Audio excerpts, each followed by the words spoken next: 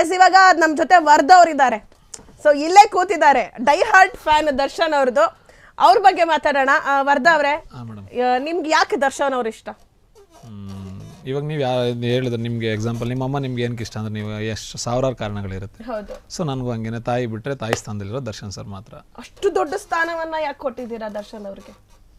Madam, ಪ್ರಪಂಚದಲ್ಲಿ ಇವಾಗ example ಹೆಂಗೆ ಹೇಳಿ, ಇವಾಗ ಯಾವುದೇ ತಾಯಿ ಯಾವುದೇ ಸಿಚುವೇಶನ್ಲಿದ್ದು ಆ ತಾಯಿ ಯಾವುದೇ ಕೆಲಸ ಮಾಡ್ತಾ ಇದ್ದು ಒಂದು ಮಗುಗೆ ಜನ್ಮ ಕೊಟ್ಟರೆ, ಇನ್ಕ್ಲೂಡಿಂಗ್ ಯಾರೋ ಒಬ್ಬರು ವೇಶ್ಯನೇ ಅಂದ್ಕೊಳ್ಳಿ, ಒಬ್ಬರು ವೇಶ್ಯೆ ಒಂದು ಮಗುಗೆ ಜನ್ಮ ಕೊಟ್ಟರೆ ನಮಗೆಲ್ಲ ವೇಶ್ಯ ಥರ ಕಾಣಿಸಿದ್ರು ಆ ಮಗುಗೆ ಅವರು ದೇವ್ರ ಸಮಾನನೇ, ಯಾಕಂದರೆ ಜನ್ಮ ಕೊಟ್ಟಿದ್ದಾರೆ ಅಂತ.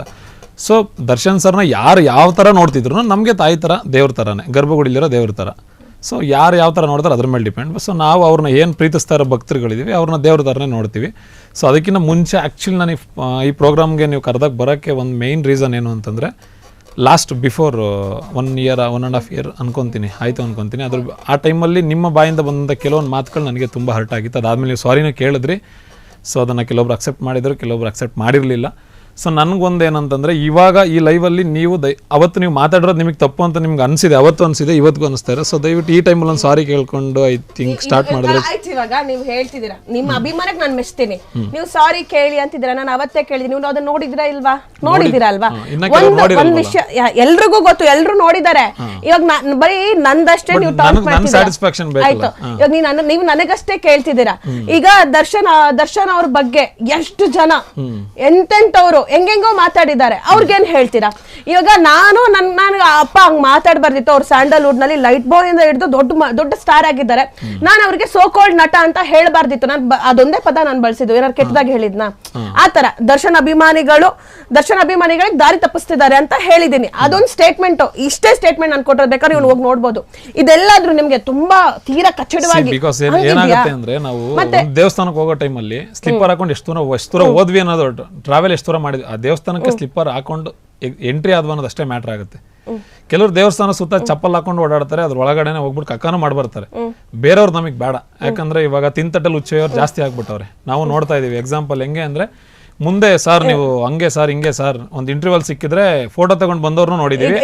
ಅದೇ ಫೋಟೋ ತಗೊಂಡ್ ಬಂದು ನೀವೊಂದು ಸಾರಿ ಕೇಳ್ಬಿಟ್ಟು ಸ್ಟಾರ್ಟ್ ಮಾಡ್ಬಿಟ್ಟು ಇಲ್ಲ, ನೀವು ಅವ್ರ ಬಗ್ಗೆ ಏನ್ ಹೇಳ್ತೀರಾ ಹೇಳಿ? ನಾನು ಹೇಳ್ತೀನಿ, ನೀವು ಫಸ್ಟ್ ಸಾರಿ ಕೇಳಿ, ನಾನು ಹೇಳ್ತೀನಲ್ಲ. ಒನ್ಸ್ ಅಟ್ಲೀಸ್ಟ್ ನೀವು ಅವ್ರು ಫಸ್ಟ್ ಅವ್ರು ಇವಾಗ ನನ್ಕಿಂತ ತುಂಬಾ ತೀರಾ ಕೆಟ್ಟದಾಗಿ ಮಾತಾಡಿದಾರಲ್ಲ, ಅವ್ರ ಬಗ್ಗೆ ಏನ್ ಹೇಳ್ತೀರಾ ಹೇಳಿ?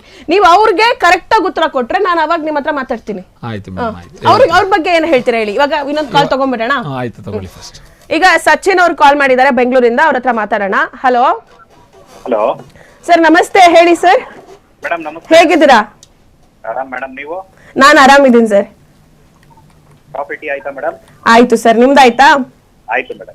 S sir. ತುಂಬಾ ವಿಚಾರಿಸ್ಕೊತಿದ್ದೀರಾ, ಏನಾದ್ರೂ ಬಾಂಬ್ ಆಗಿರುವಂತ ಕ್ವೆಶನ್ ಇಟ್ಟಿದ್ದೀರಾ, ಬ್ಲಾಸ್ಟ್ ಮಾಡುವಂತದ್ದು? ಹೇಳಿ ಸರ್. ಅಷ್ಟೇ ಅಲ್ವಾ ಸರ್? ಯಾರಿಗೆ ಹೇಳ್ತಿದ್ದೀರಾ ಸರ್ ಇದನ್ನ? ಅಂದ್ರೆ ದರ್ಶನ್ ಅವ್ರಿಗೆ ಎಲ್ಲ ಟ್ರೋಲ್ ಮಾಡೋರಿಗೆ, ಕಾಂಟ್ರವರ್ಸಿ ಕ್ರಿಯೇಟ್ ಮಾಡೋರಿಗೆ, ಅವ್ರ ವಿರುದ್ಧವಾಗಿ ಮಾತಾಡೋರಿಗೆ ಹೇಳ್ತಿದ್ದೀರಾ ಇದನ್ನ, ಈ ಪದನ? ಇವಾಗ ಒಂದ್ ಮಾತಲ್ಲಿ ಹೇಳ್ಬೇಕು ಅಂತಂದ್ರೆ ಅವ್ರ ಬಗ್ಗೆ, ಈಗ ದರ್ಶನ್ ಅವ್ರು ಸುಮ್ನೆ ಇದಾರೆ ಅಪ್ಪ, ಯಾರ ವಿಷಯಕ್ಕೂ ಹೋಗ್ತಿಲ್ಲ. ನಾವು ಅಬ್ಸರ್ವ್ ಮಾಡ್ದಂಗೆ ಅವರು ಬಂದಾಗ್ಲಿಂದ ಹಿಡಿದು ಯಾರ ವಿಷಯಕ್ಕೂ ಹೋಗ್ತಿಲ್ಲ. ಟೆಂಪಲ್ ಆಯ್ತು, ಅವ್ರ ಜೀವನ ಆಯ್ತು, ಅವ್ರ ಮನೆ ಆಯ್ತು, ಹಂಗಿದ್ದಾರೆ. ಬಟ್ ಆದ್ರೂ ಅವ್ರನ್ನ ಸುಮ್ನೆ ಇರಕ್ ಬಿಡದೇ ಇರೋರು ಸಾಕಷ್ಟು ಜನ ಇದಾರೆ. ಅವ್ರ ಬಗ್ಗೆ ಏನ್ ಹೇಳ್ತೀರಾ ನೀವು?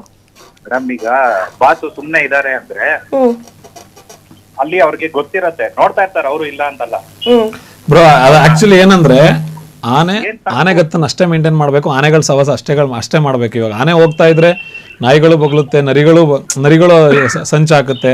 ಅದ್ರ ಜೊತೆಗೆ ಇವಾಗ ಕೆಲವೊಬ್ರು ಆನೆ ಮೇಲೆ ಸವಾರಿ ಮಾಡುವಂತ ಪ್ರಯತ್ನ ಪಡ್ತಾರೆ. ಬಟ್ ಏನಂದ್ರೆ, ಆನೆ ಮೇಲೆ ಚಾಮುಂಡೇಶ್ವರಿ ಮಾತ್ರ ಕೂರ್ಬೇಕು. ನರಿಗಳೆಲ್ಲ ನಾವು ಕೂತ್ಕೋಬಹುದು ಅಂತ ಪ್ರಯತ್ನ ಪಡ್ತವೆ, ಅದನ್ನೇನೋ ಕಚ್ಬಿಡ್ಬೋದನ್ನ, ಗೆಬ್ರು ಬಿಡ್ಬೋದನ್ನ. ಎಷ್ಟೇ ಗೆಬ್ರಿದ್ರು ಮೇಡಮ್, ಆನೆಗೆ ಏಟ್ಗಳು ಕೆಂದಲ್ಲ. ಸೊ ನಾವೇ ಎಲ್ಲ ಇವತ್ತಿನ ಜನಗಳು ಹೆಂಗೆ ಯೋಚನೆ ಮಾಡ್ತಿದ್ದಾರೆ ಅಂದ್ರೆ, ಸೊ ಅಟ್ಲೀಸ್ಟ್ ಒಂದ್ಸಲ ಟಚ್ ಮಾಡೋಣ ಅಂತ ನೋಡ್ತಾರೆ. ಸೊ ಇವಾಗ ನಾವು ಟಚ್ ಮಾಡಕ್ ಬರ್ತಿರೋರ್ಗೆ ಎಲ್ಲರಿಗೂ ತಿರುಗಿ ನೋಡ್ಕೊಂಡು ಕೂತ್ಕೊಂಡ್ರೆ ಆನೆ ಟೈಮ್ ವೇಸ್ಟ್ ಆಗುತ್ತೆ. ಸೊ ಅದ್ರ ಕಾನ್ಸಂಟ್ರೇಷನ್ ಏನಿದ್ರು ಆನೆಗಳ ತರ ಯಾರು, ಇವಾಗ ಎಕ್ಸಾಂಪಲ್ ಹೇಳ್ಬೇಕು ಅಂದ್ರೆ, ಆನೆಗೆ ತೂಕವಾಗಿರೋಂಥದ್ದೇ ವ್ಯಕ್ತಿಗಳು ಸಹವಾಸ ಮಾಡಬೇಕು. ಸುಮ್ಮನೆ ಇವಾಗ ರೋಡ್ ಸೈಡ್ ಬಗ್ಳೋ ಅಂತವ್ರಿಗೆ, ಎಕ್ಸಾಂಪಲ್ ನಾನು ಹೆಸರು ತಗೊಂಡು ಹೇಳಲ್ಲ, ಏನೋ ಅದು ಇದೆಲ್ಲ ತಗೊಂಡ್ಬಂದ್ಬಿಡ್ತಾರೆ ಲಾಸ್ಟಿಗೆ, ಅದು ಬೇರೆ ಭಯ. ಸೊ ಆನೆ ಸಹವಾಸನೆ ಮಾಡೋದು. ಆನೆ ಆ ಗತ್ತು ಆ ಗಾಂಭೀರ್ಯ ಬಿಟ್ಕೊಡಲ್ಲ. Yes sir. ನಮಸ್ತೆ. ನಾನು ಒಂದೇ ಒಂದು ಕ್ಲಾರಿಟಿ ಕೊಡ್ತೀನಿ. ಎಸ್ ಸರ್, ಹೇಳಿ ಸರ್. ದರ್ಶನ್ ಅಭಿಮಾನಿಗಳೇ ಇದನ್ನ ಮಾಡ್ತಾ ಇದಾರೆ ಅನ್ನೋದಕ್ಕೆ ಪ್ರೂಫ್ ಏನಾದ್ರು ಇದೆಯಾ? ಇಲ್ಲ ಅಲ್ಲ ಸರ್, ಇವಾಗ ಅರೆಸ್ಟ್ ಮಾಡಿದಾರಲ್ಲ ಸರ್ ರಮ್ಯಾ ಅವ್ರ ವಿಚಾರದಲ್ಲಿ, ಯಾರ್ಯಾರು ಕೆಟ್ಟ ಕಮೆಂಟ್ ಮಾಡಿದಾರೆ ಅವ್ರು ಅರೆಸ್ಟ್ ಮಾಡಿದ್ದಾರೆ. ಹೌದು ಮೇಡಮ್, ಒಳ್ಳೇದು, ಖಂಡಿತ ಅದಾಗಿರೋದು ಒಳ್ಳೇದೇ. ಅವ್ರಿಗೇನ್ ಶಿಕ್ಷೆ ಆಗ್ಬೇಕು ಆಗತ್ತೆ ಅಲ್ವಾ? ಅದಕ್ಕೆ ಇವರೇ ಮಾಡಿದ್ದಾರೆ ಇಲ್ಲ ಇವರೇ ಮಾಡ್ತಿದ್ದಾರೆ ಅಂತ ಏನಾದ್ರು ಸಾಕ್ಷಿ ಇದೆಯಾ? ಇಲ್ಲ ಅಲ್ಲ. ಇಲ್ಲ ಅಂದ್ರೆ ಅವರೇ ದರ್ಶನ್ ಅಭಿಮಾನಿಗಳೇ ಮಾಡ್ತಿದ್ದಾರೆ, ಅವರೇ ಮಾಡ್ತಿರೋದು ಅಂದ್ರೆ ಒಟ್ನಲ್ಲಿ ಅವ್ರ ಹೆಸರನ್ನ ಇಟ್ಕೊಂಡು ಅವ್ರ ಹೆಸರಲ್ಲಿ ಪ್ರೊಫೈಲ್ ಕ್ರಿಯೇಟ್ ಮಾಡ್ಕೊಂಡು ಮಾಡ್ತಿದ್ದಾರೆ ಅಷ್ಟೇ ಮೇಡಮ್. ಇವಾಗ ಅಸೂಯೆ ಪಡೋರು 1000 ಜನ ಇರ್ತಾರೆ, ಆ ತರದವ್ರು ಮಾಡಿರ್ತಾರೆ.